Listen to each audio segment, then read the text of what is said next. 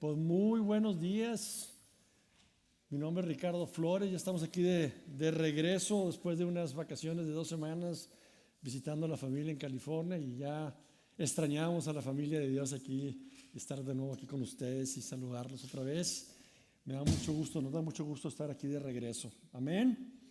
Pues vamos a continuar con la serie del Evangelio de Marcos, donde Jesús va a abordar varias lecciones, pero una principal que vamos a estar viendo es cómo el Señor nos va a enseñar que Él desea que seamos sal en un mundo caído, que seamos sal en un mundo en decadencia. Vamos a ver el significado que es ser sal.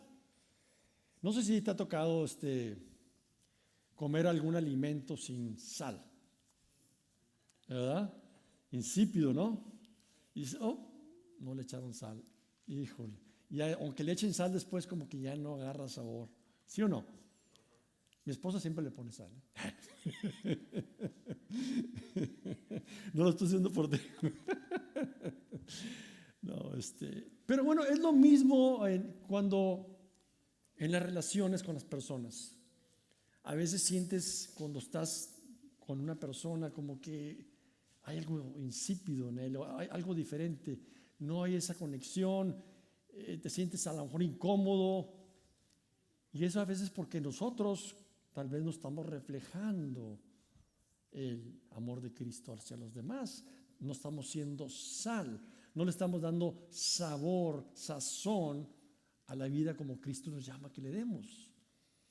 En los tiempos antiguos la sal era algo muy importante, porque en el tiempo de Jesús, por ejemplo, no había refrigeración.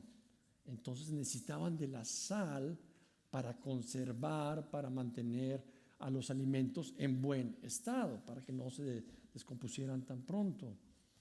Pues estamos en un mundo caído, en estado de descomposición, y necesitamos que seamos nosotros agentes, que seamos sal en este mundo caído, para que se conserve y se vea el reflejo del amor de Dios hacia los demás. También la sal es un agente purificador, que purifica. No te ha tocado que traes una cortadita y que te cae un poquito de sal. Ay, hijo, duele, arde. Molesta, porque también purifica la sal. Entonces, vamos a ver cómo Cristo nos llama el día de hoy a ser sal. Vamos a ver ese significado, lo que significa. Pero si vamos a ser sal, es porque ya Cristo ya obró en nosotros.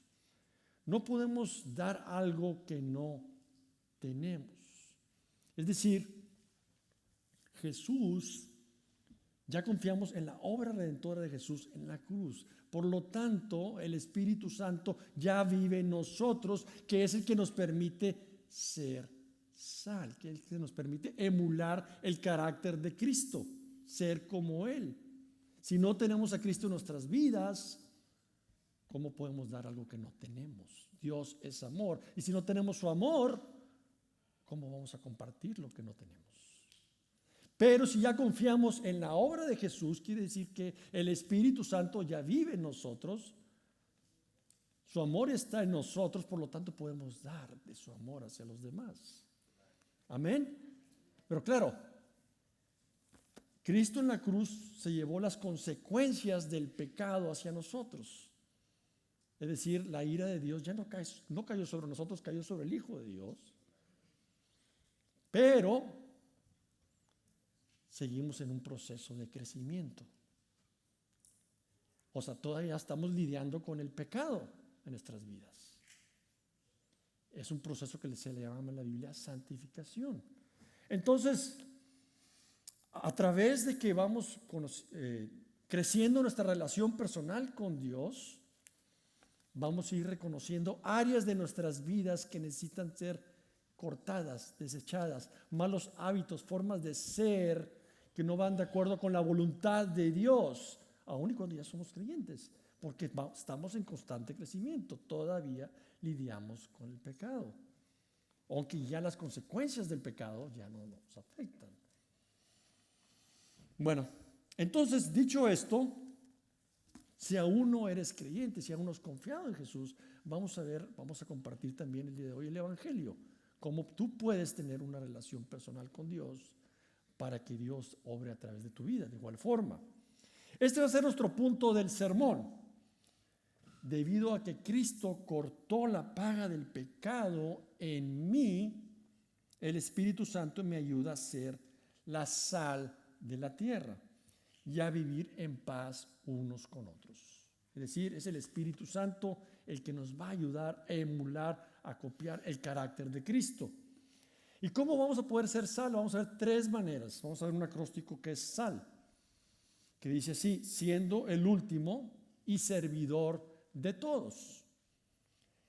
Armonía con los hermanos en la fe y la necesidad de cortar lo que nos lleva a pecar y el cuidado de los más vulnerables. Entonces, esas tres maneras vamos a aprender el día de hoy a través de la Escritura, a través de la palabra, cómo ser sal. Si tienen sus Biblias, si quieren abrir sus Biblias en Marcos 9:33, a partir del versículo 33, vamos a ir hasta el versículo 50. Si no traen sus Biblias, van a poder ver aquí en la pantalla las Escrituras. Muy bien. Entonces, veamos el primer punto del acróstico: siendo el último y servidor de todos. ¿Qué es lo que significa? Vamos a la palabra de Dios. Marcos 9:33 al 37 dice así: llegaron a Capernaum y estando en la casa, Jesús les preguntaba. ¿Qué discutían en el camino? Jesús, claro que ya sabía lo que estaban discutiendo, pero ellos guardaron silencio, porque en el camino habían discutido entre sí quién de ellos era el mayor. Jesús se sentó, llamó a los 12 discípulos, llamó a todos, y les dijo: si alguien desea ser el primero, será el último de todos y el servidor de todos. Tomando un niño, lo puso en medio de ellos, y tomándolo en los brazos les dijo: el que recibe a un niño como este en mi nombre, me recibe a mí. Y el que me recibe a mí, no me recibe solo a mí, sino a aquel que me envió. Amén. Entonces, en estos versículos Jesús habla con sus discípulos. Dice: ¿de qué están hablando? Y los confronta no con regaños, sino con una enseñanza poderosa, y les hace ver la diferencia en la forma mundana de quién es más grande, más importante en el reino de Dios. Que en el reino de Dios no se mide por grandeza, sino se mide por el servicio y poner primero a las demás personas, no a uno mismo. La humildad y la disposición del servicio es lo que Jesús les quería enseñar, y por eso los sentó para platicar con ellos al respecto. Y de hecho tomó a un niño entre ellos, en medio de ellos, mostrando que recibir a un pequeño es como recibir al mismo Jesús. En aquel tiempo, pues los niños también no se les daba mucha importancia. Y Jesús lo que les está diciendo: si reciben a un niño, que son personas vulnerables, están actuando con humildad, están sirviendo a los más necesitados, aquellos que necesitan de mí. Entonces, ¿cómo se mide la grandeza en el reino de Dios? ¿Se mide por rangos? ¿Se mide por qué tantos tiempo llevas sirviendo a Dios? Se mide por el servicio. Se mide por poner primero a las demás personas en vez de ti. Claro, esto no va a llegar automático, y tal vez cuando vienes a los pies de Cristo vas a pasar por un proceso que te va a llevar a eso. Porque en un principio, pues a lo mejor venimos con una idea egoísta, nada más de poner nosotros por encima de los demás. ¿Sí?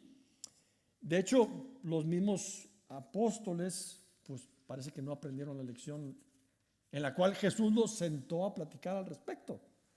Porque vemos como despuesito Santiago y Juan le pidieron a Jesús en Marcos 10:37: oye, yo voy a estar a tu izquierda y yo a la derecha. Y acaban de platicar de una lección de humildad. Ahora, esto nos lleva a preguntarnos por qué. ¿Por qué tenían esa forma de pensar? Dos cosas. Número uno, ellos estaban pensando de una manera de un rey terrenal. Un rey que venía a derrocar tal vez a los romanos y entonces que ellos iban a estar a la izquierda, a la derecha, y querían ver quién iba a ser el superior en ese reino terrenal, por un lado. Por otro lado, claro, ellos no tenían el Espíritu Santo, Jesús no había ido a la cruz, entonces había muchas cosas que pues, no comprendían. Jesús inclusive les dijo en 10:45, Marcos 10:45, porque ni aun el Hijo del Hombre vino para ser servido, sino para servir y para dar su vida en rescate por muchos. Así como este mensaje muchas veces se lo reiteró en otras ocasiones, pero pues sus ojos estaban velados y no veían la verdad de la misión de Jesús, como el siervo sufriente que iba a venir a dar nuestra vida en rescate por nosotros mismos. Entonces, vivimos en una sociedad hoy en día. ¿Qué es lo que valora la sociedad? ¿Valora la humildad, el servicio? Todo lo contrario, valora la grandeza. Por ejemplo, muchos ahorita dicen, no, pues yo no quiero trabajar, yo quiero ser influencer. Quiero, entre más likes tenga, pues tengo estatus y la gente me está viendo en internet.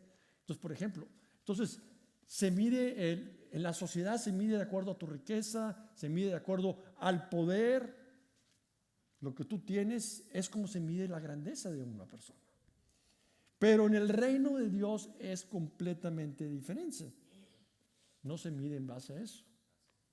Se mide en base a que somos humildes y que estamos sirviendo. Y que estamos poniendo primero a otras personas antes que nosotros. De hecho, por ejemplo, si vamos a Filipenses 2, 3, 4, nos dice cuál es la actitud que debemos de tener. Y eso no está en la pantalla, pero dice, no hagan nada por egoísmo o por vanagloria, sino con una actitud humilde. Cada uno de ustedes considera al otro como más importante que a sí mismo, no buscando cada uno sus propios intereses, sino más bien los intereses de los demás. Y en el versículo dice, tengan pues la misma actitud que tuvo Cristo Jesús. O sea, es decir, ¿qué nos está pidiendo Dios? Que emulemos el carácter de Cristo. Que Cristo nos dijo, yo no vine a que me sirvieran, vine a servir. Eso es lo que vino Jesús. Entonces Jesús nos está pidiendo que tengamos esa misma actitud. Ahora aquí en la iglesia, gloria a Dios, yo sé que muchos de ustedes están sirviendo en diferentes roles. Algunos están sirviendo tal vez en la entrada, saludando a las personas que entran, en el café, que las personas tienen que llegar muy temprano. Y todos dicen que está muy rico el café, pero alguien vino temprano a preparar el café, ¿verdad? Sí. Y no lo hacen para vanagloriarse, lo hacen porque quieren servir y te están poniendo a ti primero para que llegues y tranquilito, ay, qué rico cafecito, ¿verdad? Pero alguien ya estuvo aquí haciendo eso por ti. Sí, entonces, gloria a Dios por ti, por las personas que ya están sirviendo en diferentes roles, que están ayudando, por ejemplo, en el ministerio de niños. Wow, tremendo, muchas personas, muchos voluntarios. ¿Cuántos de aquí son voluntarios? Wow, tremendo, excelente. Esa es la mejor manera de quitar los ojos de nosotros mismos y ponerlos en los demás, sirviendo a través del servicio. Es como podemos lograrlo. Muy bien, vayamos al segundo punto del acróstico. Armonía con los hermanos en la fe. Vamos a Marcos 9:38 al 41, que dice así: Maestro, dijo Juan, vimos a uno echando fuera demonios en tu nombre y tratamos de impedírselo porque no nos seguía. Pero Jesús le dijo, no se lo impidan porque no hay nadie que haga un milagro en mi nombre y que pueda enseguida hablar mal de mí. Posteriormente en el versículo 40 leemos, pues el que no está contra nosotros, por nosotros está. Porque cualquiera que le dé a ustedes a beber un vaso de agua por razón de su nombre, como seguidores de Cristo, en verdad les digo que no perderá recompensa. Entonces, ¿qué está pasando aquí? Vemos aquí como Juan le dijo a Jesús, oye, vimos a personas reprendiendo demonios en tu nombre y dijimos que no lo hiciera, pero Jesús los corrige y dice que no lo hagan. No importa que no sean parte del círculo cercano, si están cumpliendo la misión, que están hablando en el nombre de Jesús. Entonces aquí Jesús está subrayando la importancia ¿qué? De la unidad, de la unidad que debemos tener en la misión. Yo sé que hay muchas denominaciones de diferentes y que tienen formas diferentes de pensar, ¿sí? ¿Ok? Pero si la ortodoxia, es decir, si los valores importantes son los mismos, Jesús es el Hijo de Dios, Dios en tres personas, Padre, Hijo, Espíritu Santo, la salvación por gracia, por medio de la fe, estamos hablando, que aunque se llame de manera diferente, estamos hablando que somos los mismos, siguiendo la misma misión, tal vez haciendo las cosas de una manera diferente. Pero, entonces aquí Jesús nos está hablando, si estamos en el mismo bote, en la misma misión, debemos buscar entonces la unidad. ¿Qué pasa con la gente de afuera si ve que nos estamos peleando entre una denominación y otra? ¿Cuál es el ejemplo que estamos dando? No es ejemplo de unidad, es ejemplo de división. Entonces eso causa problemas, eso causa que las personas que están afuera, pues digan, no, pues mira, si entre ellos mismos se pelean, no, pues no. ¿Qué pasa cuando hay una ruptura en una iglesia? Crea división en la iglesia, crea problemas. Entonces, podemos caer a veces en el error que nosotros tenemos la manera correcta nada más de hacer las cosas, que nuestro grupo solamente hace las cosas como Dios lo pide, y la verdad de las cosas que pues no hay nadie perfecto que haga todo como Dios lo pide. Todos vamos a tener errores en la forma de ser, vamos a cometer errores. Entonces Dios nos está pidiendo trabajar en unidad. Jesús nos dice que cuando trabajamos en unidad, estamos reflejando a Él mismo. Estamos reflejando a Dios mismo. Y lo vamos a ver más adelante. Entonces, esa es la aplicación que debemos de tener. Recientemente hubo aquí en Laredo una cruzada de la organización Billy Graham, donde se unieron varias iglesias y estuvo bien. Claro, no hicieron las cosas tal vez como nosotros nos gustaría que se hicieran, sí, pero se unieron las iglesias en un mismo fin, compartir el evangelio de Jesucristo. Entonces, eso es trabajar en unidad. Muy bien, vayamos al tercer punto, que es la necesidad de cortar lo que me lleva a pecar y el cuidado de los más vulnerables.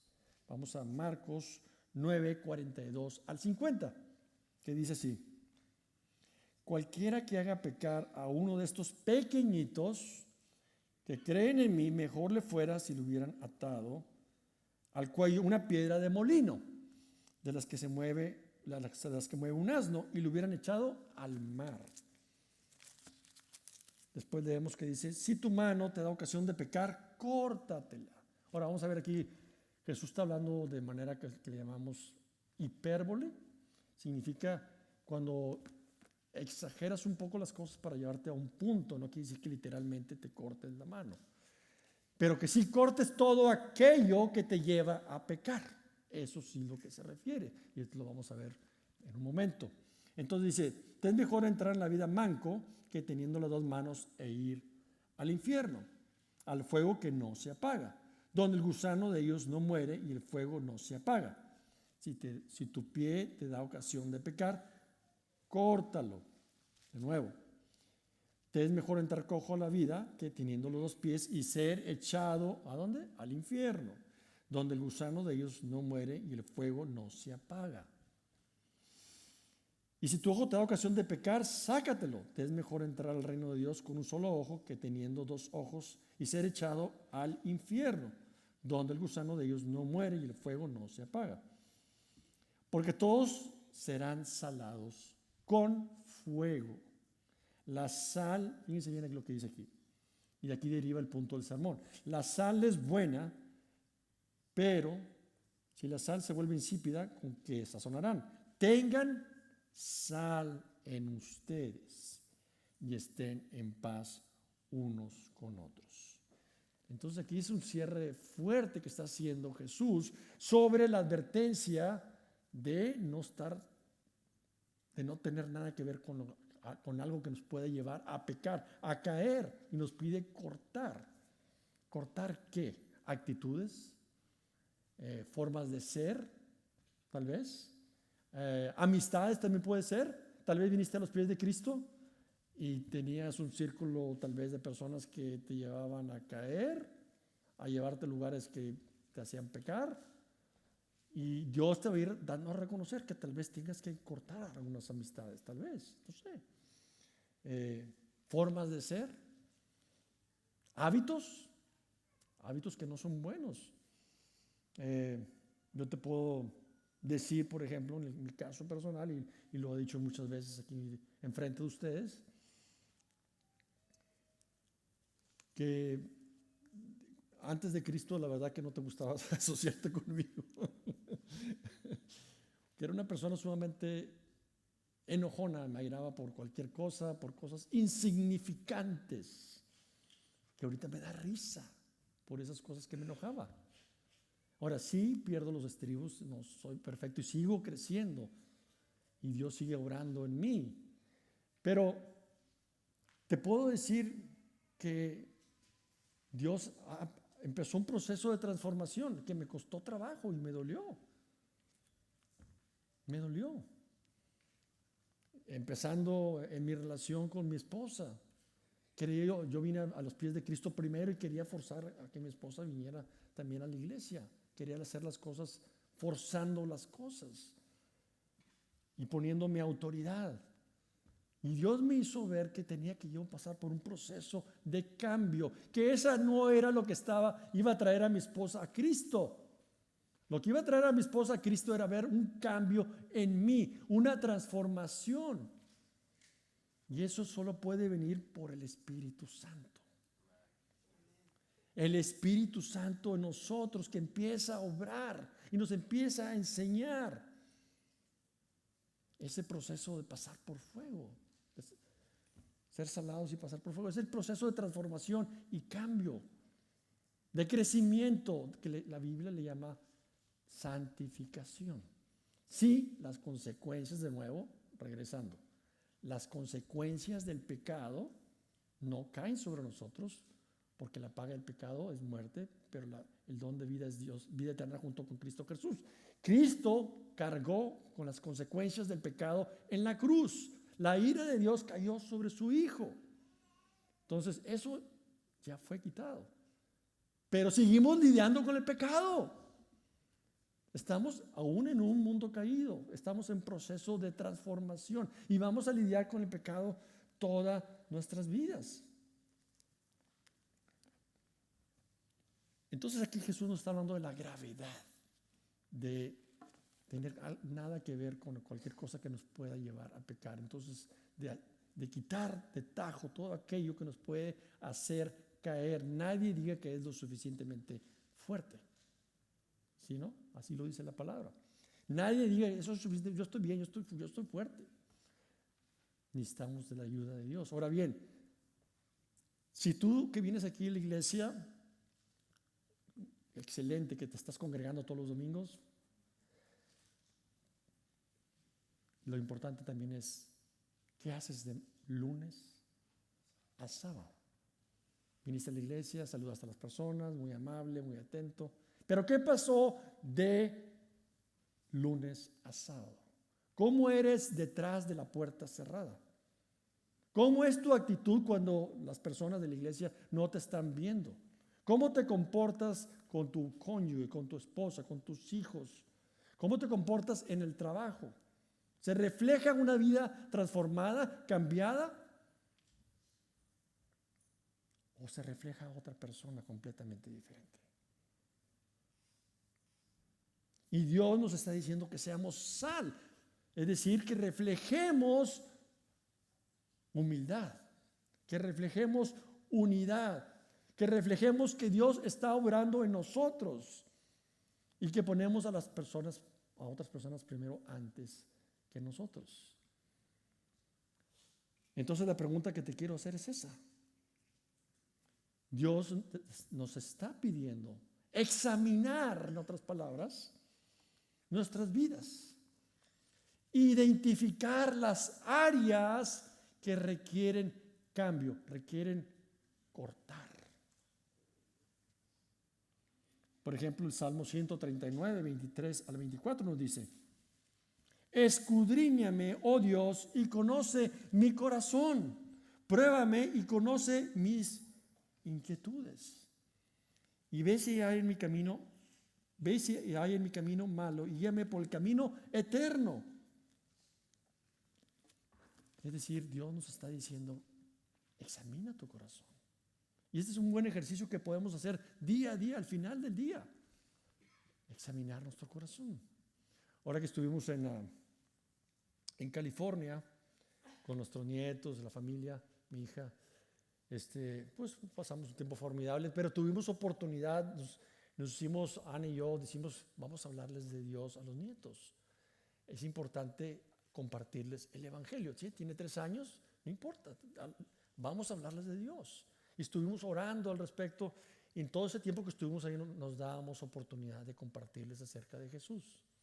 Y de manera, claro, a su nivel de 3 años, mi nieto empezó a comprender que estaba separado de Dios y que necesitaba la ayuda de un Salvador. Y que Jesús había construido un puente que si creía en Él lo iba a acercar a Dios, porque Él no era perfecto.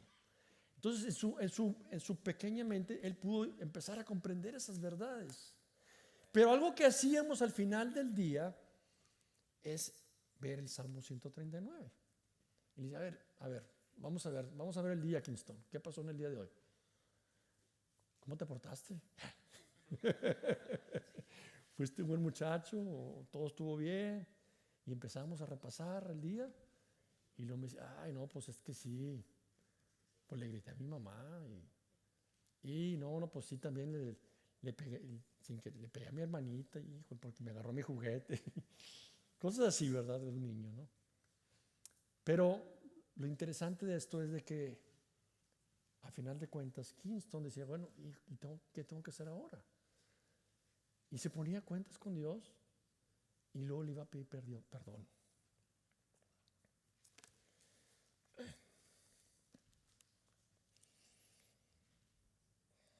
Le pedía perdón a su mami.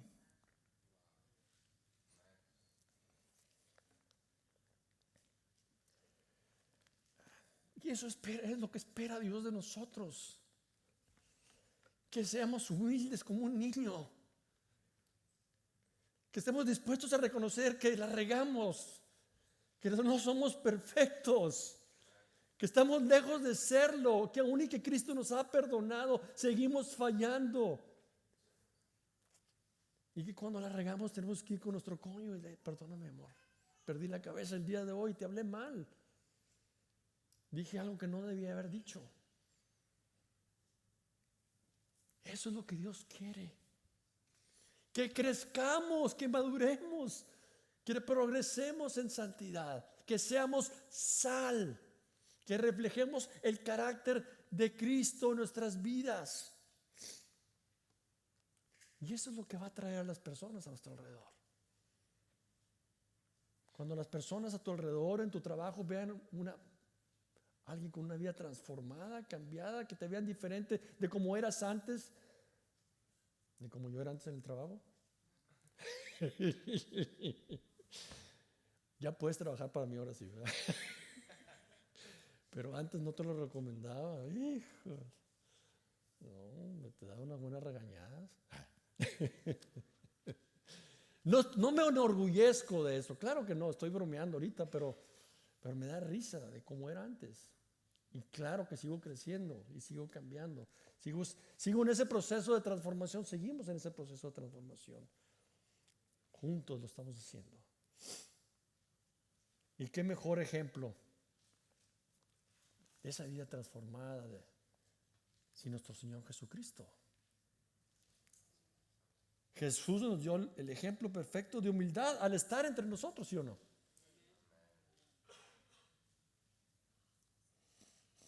En Juan 13:14, Jesús les dijo, pues si yo, el Señor y el Maestro, fíjense bien, les lavé los pies, ustedes también deben lavarse los pies unos a otros. Ahora no está diciendo literalmente ve y lava los pies a una persona, pero nos está dando un ejemplo de humildad. ¿Cómo? En ese tiempo, claro que tú andabas en sandalias, no había pavimento, se te ensuciaban los pies y llegabas a tu casa, lo primero que se hacía era lavarte los pies. Si tú tenías servidumbre, si eras de abolengo, lo que sea, el servidor de más bajo rango te lavaba los pies. Entonces, si Jesús, siendo Dios, Rey, le lavó los pies, ¿qué nos está enseñando? A ser como Él, a ser humildes. En una ocasión estaba yo, hace muchos años, en casa de una carne asada, en casa de unos hermanos, y pues acostumbra que pues las mujeres son las que lavan los platos y todo. Pero yo acababa de leer esta lección y recuerdo que pues me puse a lavar los platos. Y se me acercó mi papá: ¿qué estás haciendo? ¿Qué estás lavando los platos? Y le dije: estoy lavando los pies. ¿Qué? Y le expliqué lo que acabamos de leer, lo que significa lavar los pies. Que debemos ser humildes y que debemos de poner primero a las demás personas. Eso es lo que Dios espera de nosotros, es lo que Cristo espera de nosotros. Jesús también nos dio el ejemplo perfecto de armonía con el Padre. En Juan 17:21 leemos, dice así: para que todos sean uno, como tú, oh Padre, estás en mí y yo en ti, que también ellos estén en nosotros. ¿Para qué? Para que el mundo crea que tú me enviaste. Cuando caminamos en unidad y en armonía con los hermanos en la fe, ven a Jesús a través de la unidad. Por otro lado, Jesús caminó libre de pecado para permitirnos morir al mismo pecado y así podamos vivir en justicia.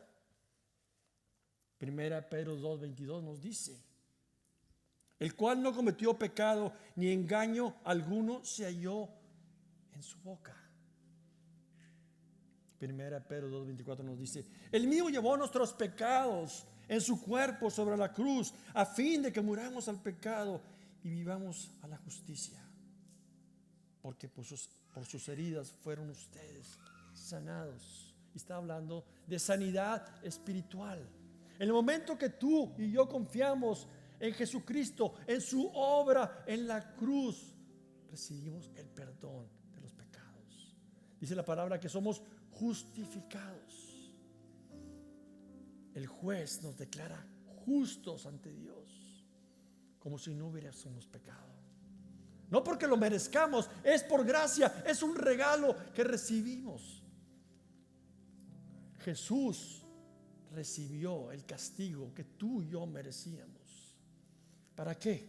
Aquí nos dice: para que vivamos en justicia, para que podamos reflejar ese amor hacia los demás, para que podamos ser como Él, emular su carácter, ser sal, y que las personas a nuestro alrededor vean algo diferente en nosotros